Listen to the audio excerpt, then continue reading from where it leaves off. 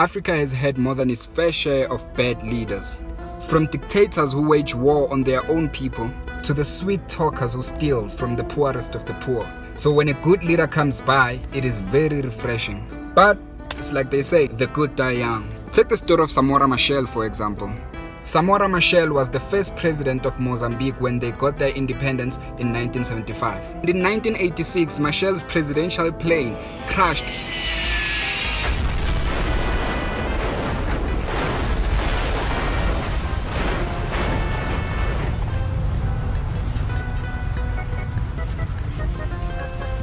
"44 people were on the plane, 34 people died in the crash, including the president, Samora Machel, and some ministers." So what happened? How did a presidential plane crash? Investigators examined the black box and they found out that there was a communications failure between the pilot and the airport where they were supposed to land. About 10 minutes before the crash happened, the plane made a turn to the right, which took them towards Swaziland instead of Maputo. The turn happened because the pilot got a false signal on his navigator. Some claim the plane might have malfunctioned. Others claim the crew could have been drunk because the pilots who worked there at the time were known for their...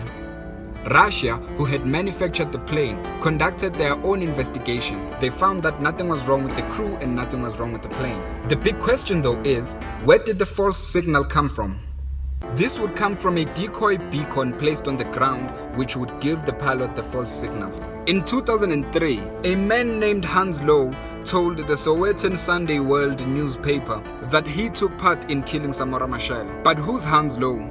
In 1986, Hans Lowe worked for the South African Civil Cooperation Bureau, which was a death squad sponsored by the South African government. Hans Lowe claims that they were stationed on the ground with firing missiles ready and aimed at the plane in case Plan A didn't work. During the TRC in 2001, a former military intelligence officer said that Pik Botha had a meeting not far from the crash site a day before the crash happened. Pik Botha was the South African Minister of Foreign Affairs at the time. And at the TRC, various people testified that he was a key role player in military action around the time when the crash happened.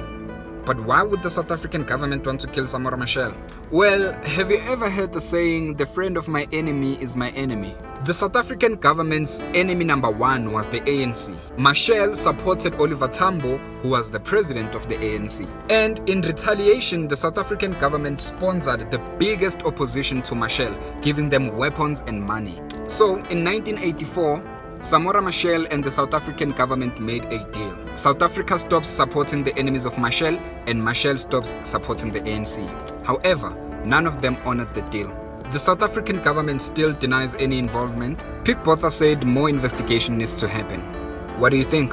Interesting fact, the former wife of Samora Machel, Graça Machel, later on got married to Nelson Mandela. This makes her the only woman in history to be the first lady in two different countries.